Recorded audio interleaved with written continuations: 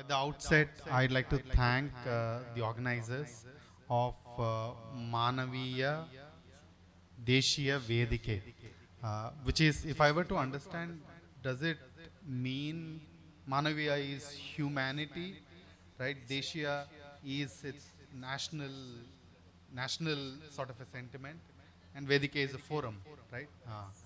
So these words are so interconnected that it doesn't require some sort of a place for you to understand what Manaviya Deshiya Vedike is. Now, because and this also prominently comes from what Ambedkar defines as Deshiya in the sense of the larger sense of a nation, right? When we speak about nationality, it is a communitarian spirit, right? That we all are set to embrace, which is the principles of equality amongst everyone, liberty in terms of whatever modes of expression that one wants to express while limiting oneself to the constitutional principles, and fraternity implies that sense of belonging that everyone needs to uphold, and that defines the notion of a nation in terms of how Ambedkar had imagined the concept of Deshiya or national or nation in itself.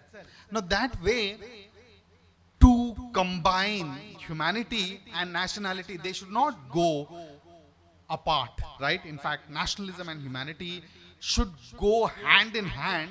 Unfortunately, that doesn't seem to be the case when nationality is, or nationalism is, misinterpreted suiting to the ambitions of sectarian groups, right? For example, if one caste wants to interpret its own caste-based ideology as the foundational ideology of a nation, it treats everyone else as the other, which is inimical or dangerous to the interests of the survival of a nation in itself. If one religion trumps over another religion, then that also stands as a threat to the concept of Deshiya or nationality or nation in itself. Now that way, I really embrace the idea of this sort of a forum coming forward. And at the also I'd like to very categorically express that whatever I'm going to speak today are opinions of an individual as Prasanth. None of these are can be attached to my institution in any sense. I was just asking Khadija ji regarding what this, what does this mean? And this emblem means "Mere ghar aake dekho." That's a very deep, very personal, and it has a very deep attachment. "Mere ghar aake dekho" implies that, in fact, many of us live in such a state where we do not investigate what is happening in the lives of the others, while we fixate some fixed notions on them in terms of, look at them, they come from this particular background, they come from this particular category, they come from this particular caste, without investigating the kind of challenges one navigates in their entire sense of life and journey throughout, right? Now that's why to look into the house and to have a conversation and to know about each other, that's a sense of fraternity also, right? In that sense, these two are very important in the way in which what I'm going to speak about. I was asked to speak about the question of Dalits in present context. Now, if I were to speak about the question of Dalits in present context or in the context of present economy, I cannot separate past from present, because past and present are very much related and are interlinked, right? In the sense of how past institutions have looked at Dalits as someone to perform the task of servile labor, from which exploitative tendencies of appropriation was heavily mounted on Dalits while working on the fields, wheresoever it may be across the country, right? Now that history of exploitation cannot be forgotten in terms of looking at the question of underrepresentation in present context, right? And there was something called as constitution that was supposed to address all of these inequalities that were present, right? So hence my talk today will first begin with the state of Dalits in terms of employment, where they stand it in comparison with general trends of the economy. And two, in terms of the wealth inequalities that are present in the present context. Also, I will end my discussion by focusing on the kind of educational landscape that we are witnessing in today's context, right? So if we go back, if we compare the kind of occupational workforce statistics that are available since 1950s, in terms of Dalits engaging in agricultural activities, they composed of about 26%, they composed of about 51% of agricultural workers, in the sense of agricultural laborers in the year 1971. And what does their share of agricultural working population engaging as agricultural laborers account for in today's context? Because the latest census that is available, unfortunately, is of 2011. Another round of census was supposed to happen in 2021, which couldn't happen. And that also puts a bigger setback on looking at demographic and socioeconomic characteristics of all social groups, right? Which is very fundamental in devising policies. The absence of it also is a setback, right? So I am relying on 2011 as a benchmark. In 2011, it was reported as 45%, right? How many years have passed? At the time of India's independence, you could see a heavy proportion of scheduled castes operating as agricultural laborers. Even after the advent of post-liberalization trends, you could see a segmentation of scheduled castes in the agricultural working population, particularly in the ranks of agricultural laborers, right? And of course, there's a little bit of transition that has happened into other forms of work. Now, if one looks at what these other forms of work were, these are largely into what we see in the form of construction, in the form of Tier 2 service sector occupations, right? Service sector is not just IT driven. The moment anyone speaks about service sector, they imagine these big tech corporations that are there in Bangalore, Hyderabad, or Noida, anywhere, or even Kochi, right? You see, the first imagination of service sector comes with IT, but service sector includes a large array of works, right? It also includes your day-to-day Zomato carrier. It also includes the driver who carries production goods from one unit to another unit, right? It also includes the kind of service workers who are engaged in government firms, and also it also includes us who are teachers, right? So service sector occupations are very much varied, right? It's a vast, one could observe a vast spread of occupations. But when it comes to the question of the Dalits, they are largely relegated into elementary occupations, right? For example, if one is looking at the industry of pelt and leather making service trades, they are overrepresented in these segments of workers, right? If one is looking at the kind of ancillary hospital services in terms of the nursing and someone who attends to the cleaning staff of the hospitals, they are overrepresented. So if one looks at a specific occupational breakdown of which caste group is located, one could see a pattern of the continuity of occupational rigidity that was there from a long time, right? So, these numbers, I wanted to project, but then due to technicalities that couldn't be projected. Now, this apart, when it comes to the question of occupational rigidity, caste as a system is very much rooted in the design of these occupational assignments, right? When one is assigned with a particular occupation, if one has to move out of that occupation, there has to be acceptance from the other caste, right? It is not that Dalits are aspirational, they want to break away from caste, hence they are break free. That doesn't happen so. Your textile worker also will have to permit the Dalit worker into your textile garments factory, right? What Ambedkar was classically referring to the problem of textiles in Bombay, when industrialization was happening, at the same time caste also was repeating its own forms in that form of industry, right? Now, similarly, if a Dalit wants to enter into another form of teaching or educational sector, the one who are controlling, who already monopolize that field, should also naturally allow them to enter. For that, there has to be some form of intermediation that should happen at the level of schooling, and how this schooling should produce, should proceed, and how recruitment should happen. Now, there are all these blockages, and when it comes to the matter of implementation, there are even more obstacles. I'm not going into the part of implementation yet. I'll focus on that for the later. So, what was there as a fundamental principle of caste as having this feature of occupational rigidity, right? This occupational rigidity was not the lone feature. It also was very much tied to the materiality of who owns productive resources, who has control over land, which defines their own share of political power, right? In the sense of right from the villages to the urban transitions, one could see this control operated through access to land, very, very central, right? Thus, historically, those who control land, though they were not engaged directly in the process of cultivation, they also controlled enormous amounts of power. And those who were dispossessed from their own means of production, in the sense of control over land, were turned into these army of landless laborers who continue to face this historic injustice, right? This is a continuity that one could observe. So this is very much central to the concept of caste. Now, when we talk about the present day wealth inequalities, the wealth inequalities are very, very clearly documented in a report by Bharti, Chancel and Piketty.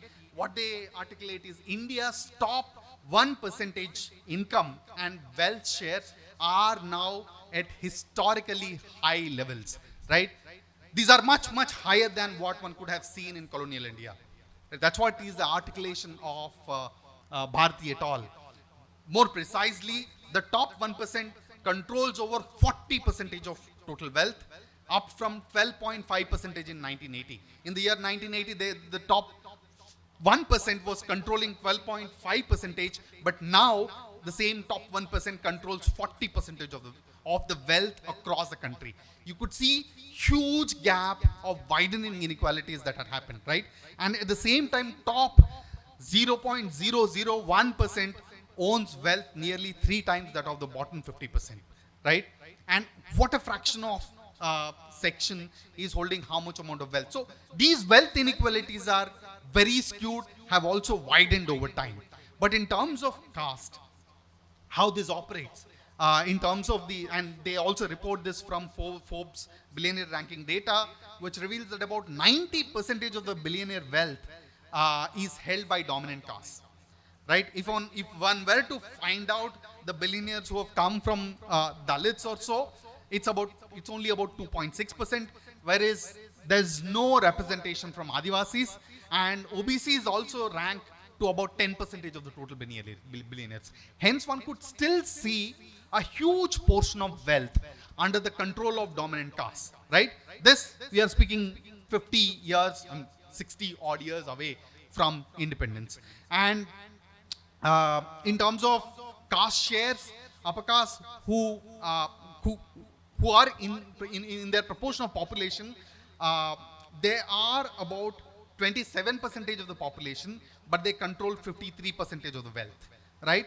In contrast, scheduled caste, who are 19.7% of the population, control 8.74% of wealth, right? So one could see this clear-cut contrast that is there even in terms of the wealth disparities that exist in terms of broader caste groupings, right?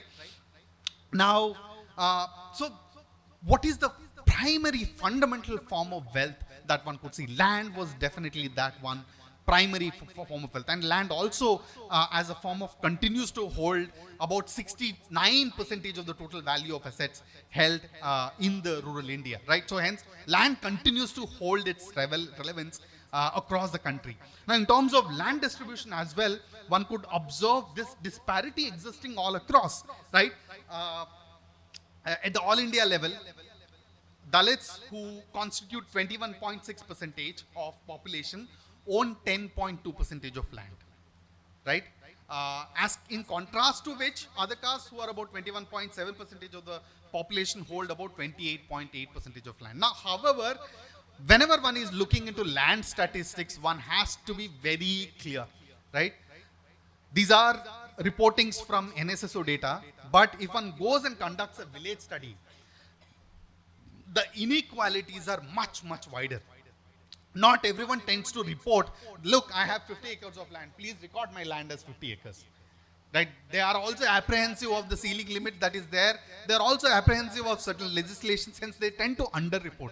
But someone who has meager share of holdings would honestly report, and whether it is titled or untitled, they tend to report. So hence, in the reporting also, one could see over-reporting happening amongst depressed classes, whereas under-reporting happening amongst those who control and accumulate and hold wealth, right? Particularly in the form of land as an asset. So now in Kerala, interestingly, because Kerala also had a track record of land reforms. However, in terms of the implementation of land reforms, it could not percolate down to the lowest stratas of the society who are actual cultivators, right? So they could be, I mean, in terms of the nomenclature, Janmis, Kanamdars, Verimpatamdars, and all, whatever nomenclature was there, but the one who was tilling the soil was someone who was your farm servant, was someone who was hired in as labor, was someone who was attached to the land. In the process of implementation of these land reforms, what was considered to be given to these farm servants was a homestead plot, that something to live, some place where you can take shelter. They were not recognized with rights over ownership of land as a resource. Okay, right? So, I mean, that way we also see this underrepresentation occurring in Kerala as well. For example, in Kerala, scheduled tribes who constitute about 1.2% own about 0.9% of land. Now, one also has to be very clear in understanding this kind of ownership, because Adivasis across the country have a proportional ownership, but this proportional ownership varies in terms of the nature of land. They may be owning a land that state might consider as its own, but they may hold customary rights. Hence, there is a pattern of over-reporting, but in terms of actual patta land, it could be still lower on that end, right? Scheduled castes, who comprise about 13.4% of Kerala's population, owns only 4.3% of land, right? Whereas other castes, which is non-SC, ST, OBCs, who constitute about 24.8% of households, own about 49% of land, right? And these numbers, these are from 2012 Land and Livestock Holdings Survey. Unfortunately, in 2022, there was another revised estimate that was released. In that, Kerala's figures are absent. Whatever figures that were present, they are only present for OBCs and other castes. There were no figures reported for SCs and STs. So thus, my number comes from the previous report. So this also speaks about a very skewed pattern of distribution. Now look at the case of scheduled castes. They are 13%, but in terms of land ownership, they don't even own half to the proportion of their population, right? They own much lesser. It's in fact quarter to their proportion of population that they own, right? So this is a gnawing picture of inequality that is present. Now, how does that impact the question of mobility is something that can be very serious, that can be very easily understood.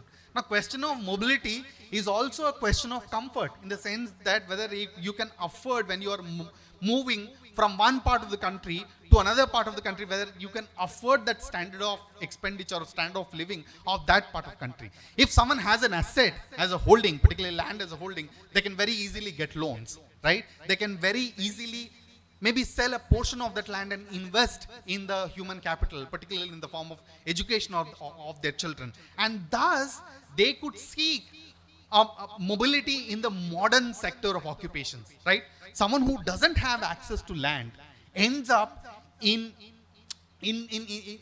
struggling to get a seat in public educational institutions, right? When public educational institutions are also struggling now with the kind of recruitment policies that have been designed, right?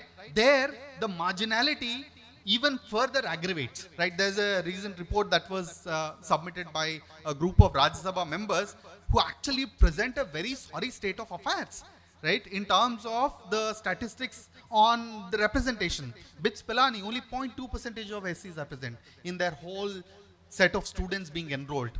There's no data on faculty representation, right?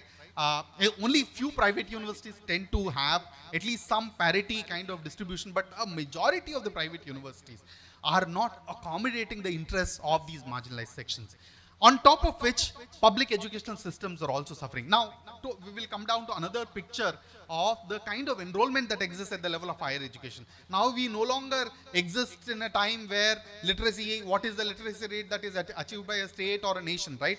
Literacy is not the quantifiable picture of one's mobility. Someone might be literate, but that person may not get an assurance of being employed, right?